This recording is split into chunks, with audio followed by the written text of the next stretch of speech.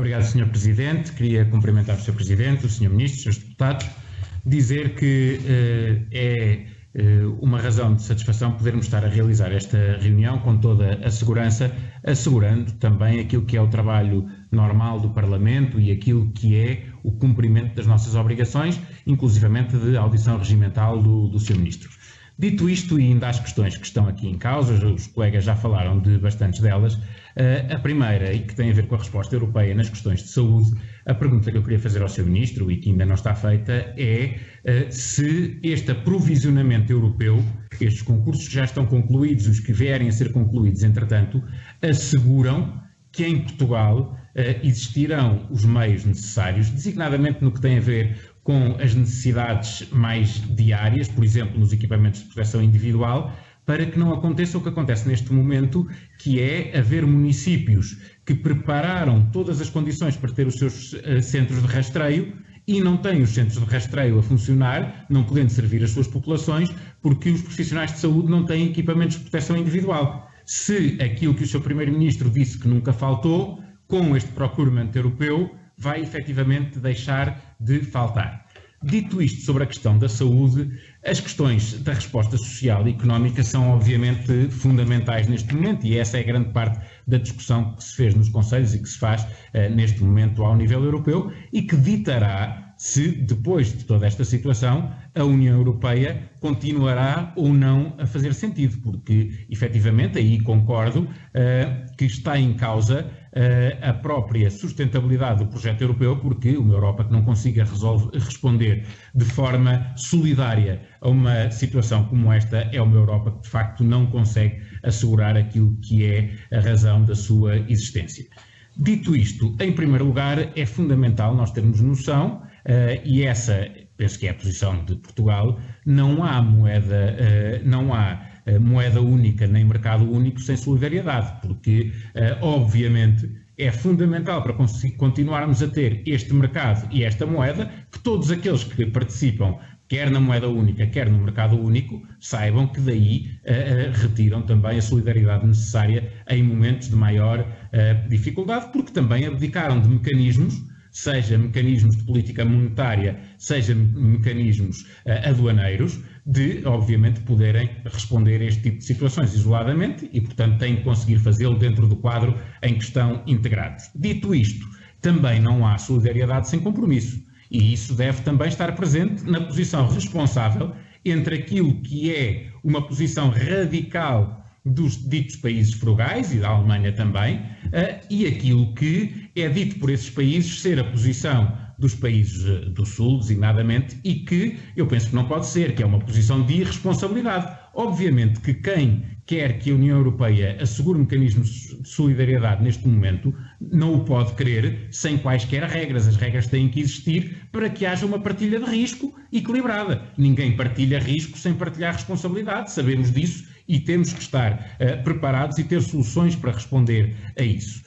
Nesse quadro, a questão da emissão de dívida, seja Eurobonds, Corona Bonds, como lhes queiram chamar, tem outras questões para além daquela que se tem colocado de haver ou não haver países suficientes a favor para que se consiga criar este tipo de mecanismo, este tipo de dívida mutualizada. E uma das questões foi hoje levantada pelo Presidente do Mecanismo Europeu de Estabilidade, que é a execuibilidade deste tipo de emissão. Segundo o Presidente do Mecanismo Europeu de Estabilidade, a criação deste tipo de instrumento demora 3 anos. E, portanto, 3 anos não é um horizonte viável para a situação que os países vão ter que enfrentar imediatamente. E, portanto, o que eu pergunto ao Sr. Ministro é se esta discussão foi feita, de onde é que aparece este condicionalismo prático e se é ou não é verdade que, demorando este tempo, que não podemos assentar a resposta num mecanismo que não está garantido que se consiga criar em tempo útil.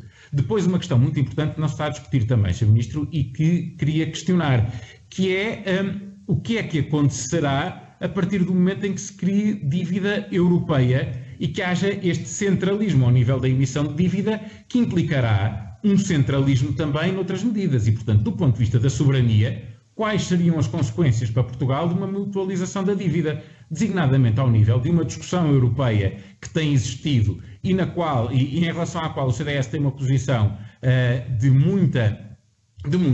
grande oposição, que é o da harmonização fiscal.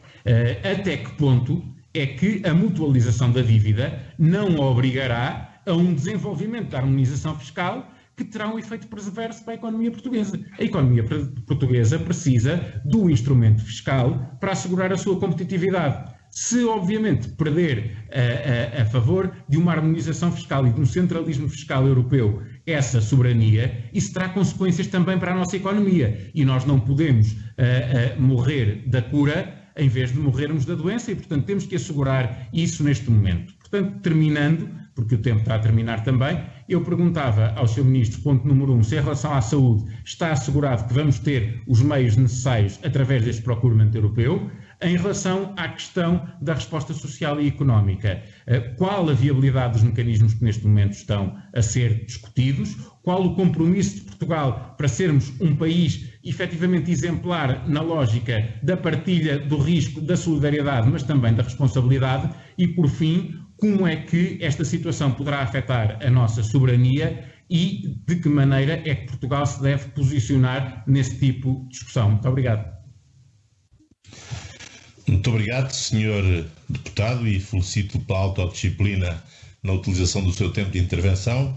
E para terminar esta primeira ronda, darei de seguida a palavra à Sra. Deputada representante do Grupo Parlamentar do PAN, a palavra à Sra. Deputada Cristina Rodrigues. Eu precisava responder, Sr. Não leva mal, mas convinha primeiro responder, por favor. Peço desculpa, Sr. Ministro. Peço desculpa. Faz favor, Sr. Ministro, tem a palavra. Muito obrigado, Sr. Presidente. Agradeço também muito as questões colocadas pelo Sr. Deputado João Almeida. Primeira pergunta, se o procurement europeu chega para responder a todas as nossas necessidades em material sanitário. A resposta é não. Por isso mesmo é que nós nos envolvemos no procurement europeu e, ao mesmo tempo, realizamos encomendas a países terceiros, as quais estão a chegar, e, sobretudo, desenvolvemos a nossa própria capacidade nacional de produção. Nós precisamos de 3 tipos de coisas: de ventiladores para as unidades de cuidados intensivos. Temos hoje mais do que suficientes para o nível de internados, mas temos que nos precaver para um futuro. E precisamos de testes para realizar mais testes e precisamos de equipamentos de proteção individual. E em relação a cada um destes tipos de materiais, já hoje estão a ser produzidos ou os respectivos protótipos, ou produzidos já em massa em empresas e unidades de investigação portuguesas, quer testes, quer equipamentos de proteção individual, quer ventiladores, estes ainda na fase de produção do protótipo. Em relação à segunda questão que colocou e a sua referência aos países do Sul e à possibilidade de haver aqui outra vez uma dialética sempre muito perigosa e negativa entre Norte e Sul na União Europeia, eu queria chamar a atenção para que os 9 países subscritores da Carta, dirigida ao Presidente do Conselho Europeu, solicitando, entre outras coisas, que os líderes acordassem numa emissão conjunta de dívida pública à escala europeia, foi subscrita por países como a Grécia, a Itália, a Espanha e Portugal, que podem ser considerados países do sul da Europa, mas também por países como a Irlanda e a Eslovénia, e fazem 6, e por países como a Bélgica e o Luxemburgo e a França. E, portanto, está muito longe de ser uma divisão sul-norte, como aconteceu, infelizmente, pelas consequências que todos conhecemos no período da crise das dívidas soberanas em 2010. E, portanto, são países, e não são países que nenhum destes 9 países deu provas de esmorecimento ou inconseguimento, como diria o Fernando Pessoa na sua versão Bernardo Soares, em matéria de redução de risco. Todos nós com muito esforço, a Grécia com muito sacrifício, Portugal com muito sacrifício, a Espanha, a Itália, todos nós reduzimos consistentemente o que outros chamariam de risco, concluindo o processo de consolidação orçamental, que foram muito difíceis, mas que concluímos com muita disciplina.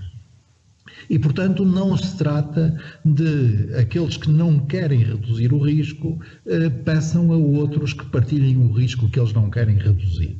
E, portanto, aqui não há distinção entre os que pedem solidariedade e os que exigem compromisso. Todos nós, em particular estes 9, nos comprometemos sem falhas com as regras da União Europeia, que é nossa, e em particular as regras da zona euro, e todos nós mostramos solidariedade.